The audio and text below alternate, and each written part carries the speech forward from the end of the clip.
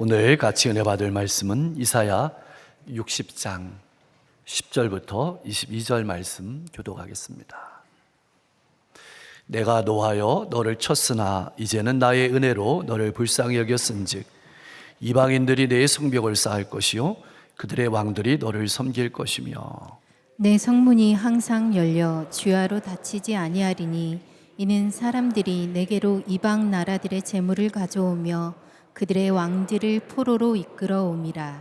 너를 섬기지 아니하는 백성과 나라는 파멸하리니 그 백성들은 반드시 진멸되리라.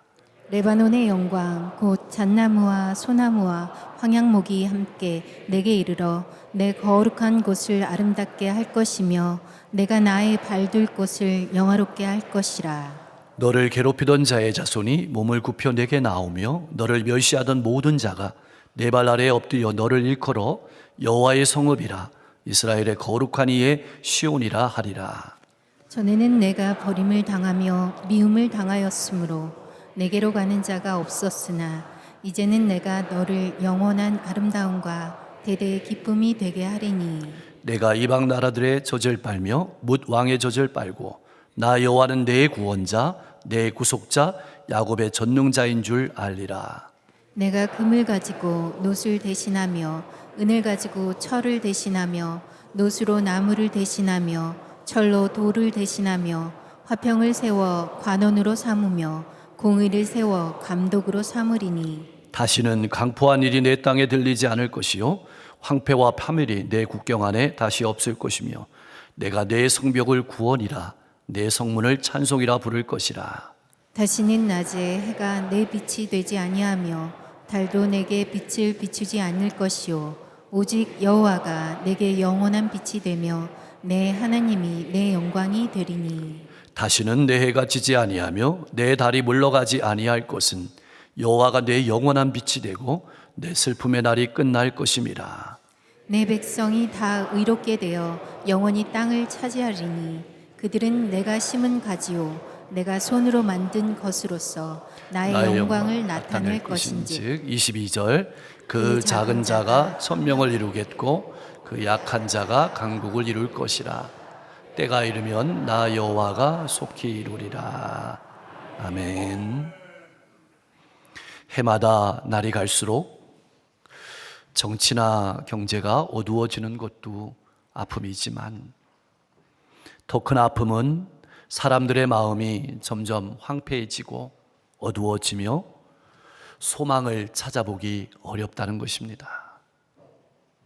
그보다 더 큰 아픔은 생명과 소망의 빛으로 부름을 받은 이 땅의 그리스도인들이 하나님의 부르심을 잊어버리고 낙담하여 주저앉고 숨어버렸다는 것입니다. 그렇게 세상의 거대한 물결만 바라보고 겁을 먹고 내 힘으로는 안 된다고 결론을 내리고 소망 없이 살아가는 그리스도인으로 말미암아서 세상은 더 어둡고 고통스러운 것은 아닐까요? 사랑하는 성도 여러분, 이 땅을 살아가는 그리스도인으로서 나의 삶은 어떻습니까? 생명의 빛을 비추며 살아가고 있습니까?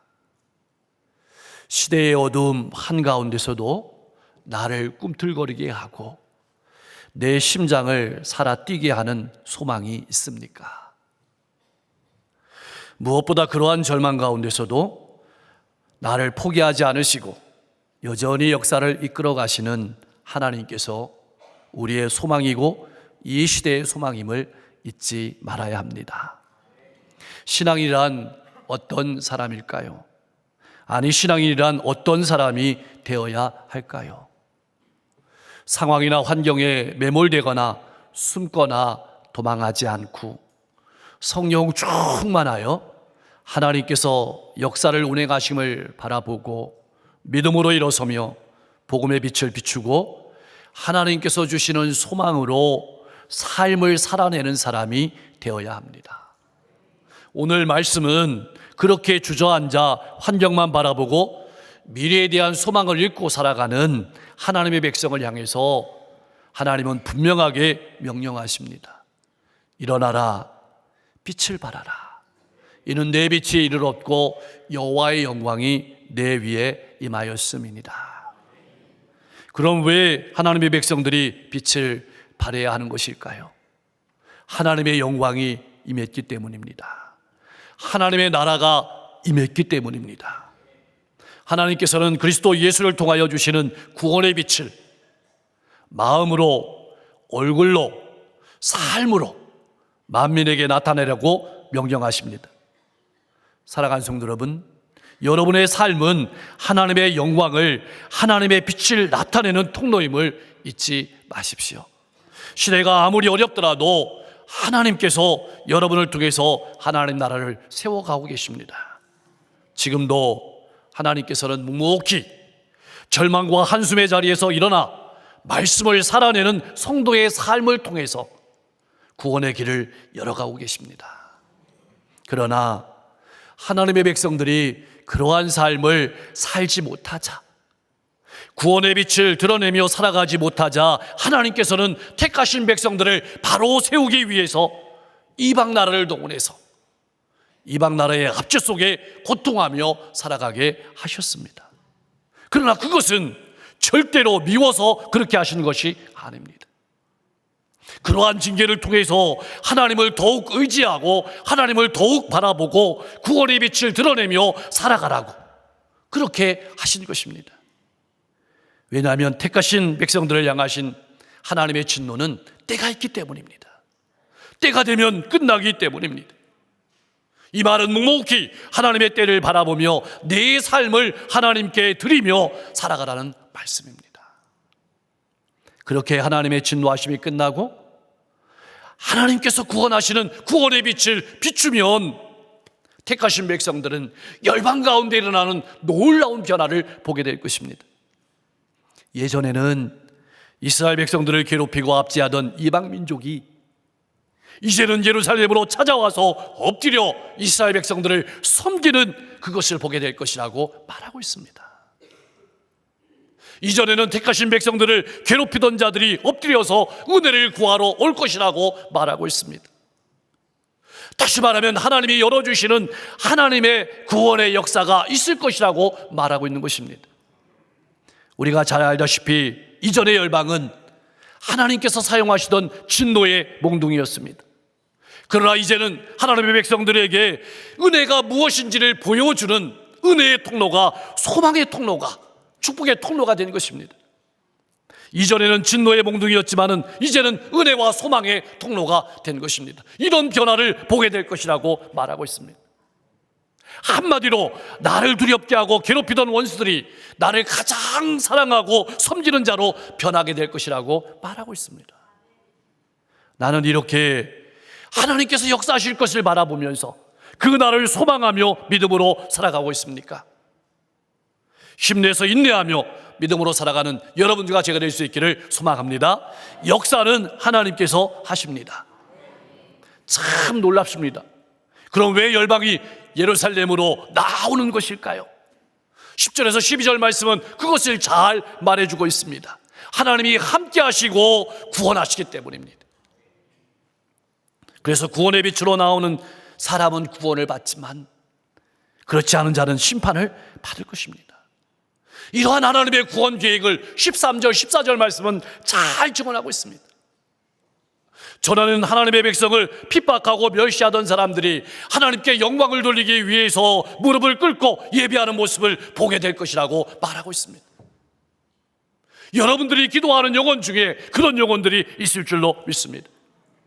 하나님을 무시하던 자들과 예배하는 자로 바뀔 것이며 하나님과 믿는 사람을 경멸하던 사람들이 하나님과 하나님의 백성을 경외하는 사람으로 바뀌게 되는 그런 변화를 보게 될 것이라고 증언하고 있습니다. 더 우리의 피부에 와닿게 말하면 나를 미워하는 사람이 나를 가장 사랑하는 사람으로, 이해하는 사람으로 변한다는 것입니다. 어떻게 이런 일이 일어날 수 있을까요? 이것이 가능하기는 한 일일까요? 그것은 우리의 힘으로 불가능합니다. 전적으로 하나님의 은혜입니다. 하나님의 은혜가 임하고 하나님의 때가 되자 하나님께서 역사하시는 것입니다. 이 본문 말씀은 우리에게 무엇을 말씀하고 싶으시는 것일까요? 아무리 시대가 어렵고 내가 처한 상황이, 환경이 어둡다고 할지라도 묵묵히 하나님의 구원을 바라보고 믿음으로 나아가라고 격려하시는 말씀입니다. 나는 묵묵히 믿음으로 나아가고 있습니까? 이뿐만이 아닙니다. 하나님이 역사하시면, 하나님이 구원의 빛을 비추시면 하나님의 백성들에게는 어떤 일이 일어나게 되는 것일까요? 미움을 받던 인생이, 황량하던 인생이 사랑을 받는 인생으로, 기쁨이 가득한 인생으로 변화됩니다. 나아가서 하나님이 채우시는 풍성한 인생으로 바뀌게 됩니다. 이런 일이 성취될 때 이스라엘 백성들은 다시 한번 하나님께서 이 모든 일을 하시는 전능한 구원자이심을 깨닫고 믿고 받아들이고 시인하게 될 것입니다. 사랑하는 성도 여러분, 나는 내가 믿는 하나님께서 보이는 내 삶을 변화시켜 주시고 내 인생을 풍성하게 채워주시는 분임을 믿고 깨닫고 받아들이고 시인하고 살아가고 있습니까? 그러면 여호와를 구원자로 모신 이스라엘은 어떤 모습으로 변할까요? 오늘 말씀해 보니까 동에서 금으로 변화시켜 주신다고 합니다. 다시 말하면 존귀한 존재로, 풍성한 존재로 변화시켜 주신다는 말입니다. 이스라엘은 평화와 공의가 지배하는 공동체가 될 것입니다. 이전에는 더 많은 권력을 차지하기 위해서 싸우고 전쟁했던 도시가 이제는 고통과 아우성이 들리지 않고 찬송이 울려 퍼지는 도시로 변하게 될 것이라고 말하고 있습니다. 뿐만 아닙니다. 더는 이기심, 분노, 교만, 탐욕 등 다른 악이 일어나서 택하신 백성들의 마음을 괴롭히지 못하게 될 것이라고 말하고 있습니다. 왜냐하면 하나님께서 택하신 백성의 마음을 변화시켜서 새로운 열망과 새로운 가치와 새로운 동기가 택하신 백성들의 마음과 생각을 움직이도록 역사하실 것이기 때문입니다. 그렇게 되면 범죄가 넘쳐나던 현장이, 멸망의 현장이 변하여서 생명과 구원이 이루어지고 찬송의 소리가 울려 퍼지는 장소로 바뀌게 될 것입니다. 그렇다면 하나님을 구원자로 모시고 살아가는 세상은 어떤 세상으로 변하게 될까요? 그런 예루살렘은 어떤 곳이 될까요? 그런 인생은 어떤 인생으로 변하게 될까요? 그런 세상과 인생은 세상의 빛, 곧 해와 달과 같은 일시적인 빛으로 살아가는 인생이 아니라 영원한 생명의 빛으로 살아가는 인생으로 변하게 됩니다. 19절 말씀은 해와 달을 파괴한다는 말이 절대로 아닙니다. 하나님의 빛에 비추어 보면 해와 달은 일시적이고 유한한 빛이라는 말입니다. 하나님의 빛이 영원히 비추어서 하나님의 백성이 변화를 받게 되고, 그러면 하나님의 백성들은 하나님의 영광을, 하나님의 구원의 빛을 나타내는 축복의 통로가 될 것이란 말입니다. 이 땅에 살아가는 사람들을 밝혀주는 해와 달은 언젠가는 사라지게 될 것입니다. 하나님께서 비추시는 영원한 생명의 빛이 세상을 환하게 비추게 될 것입니다. 그러면 하나님의 백성들에게는 다시는 눈물 짓는 일이 없을 것입니다. 더는 밤이 없는 세상, 인생에서 슬픔이 변하여 기쁨이 넘치는 인생이 될 것입니다. 하나님께서 선지자 이사야를 통해서 예루살렘에 임할 놀라운 구원을 통해서 장차 우리에게 도래하게 될 영원한 나라에 관한 말씀을 우리에게도 보여주십니다. 우리가 믿고 믿음으로 바라보고 소망하는 영원한 나라는 어떤 나라입니까? 하나님께서 영원히 함께 하시고 빛을 비추시는 나라입니다. 어둠이 없는 나라입니다. 우리의 눈에서 눈물을 닦아주시는 나라입니다. 마음속에 억울했던 응어리, 이해하지 못했던 일들, 그리고 상처들을 다 닦아주시는 나라입니다. 더는 고통도 없는 나라, 한숨도 없는 나라, 타인을 짓밟고 파괴하고 죽이는 일도 없는 나라입니다. 어린 양의 생명으로 끊임없이 찬송하는 나라입니다. 이것이 하나님께서 그리스도 예수를 구주로 영접한 사람들에게 선물로 주시는 나라입니다. 우리는 이 나라를 이미 소유한 백성입니다. 그래서 그 백성을 향해서 일어나서 구원의 빛을 발하며 하나님의 영광을 나타내는 삶을 살아가라고 이사야 선지자를 통해서 우리에게 말씀하고 있는 것입니다. 그런데 말입니다, 한 가지 중요한 질문이 우리에게 남아 있습니다. 왜 하나님의 백성들에게 이러한 변화를 주시는 것일까요? 왜 오늘 우리에게 이러한 변화를 주시는 것일까요? 왜 우리를 이 자리로 불러주셔서 은혜를 받게 하시는 것일까요? 여러분들은 하나님께서 심으신 의의 나무이기 때문입니다. 여러분들은 하나님께서 만드신 걸작품이기 때문입니다. 하나님께서 사랑과 마음을 쏟아부어서 만드신 걸작품답게 살아가야 합니다. 그러기에 영적인 예루살렘인 하나님의 백성인 여러분은 이 시대의 어둠 속에서도 빛을 드러내며 살아가야 합니다. 우리 안에 주신 하나님의 영광을 나타내 생명의 빛을 환하게 비출 수 있도록 살아가야 합니다. 그러기 위해서 우리에게 필요한 것은 하나님의 은혜와 사랑입니다.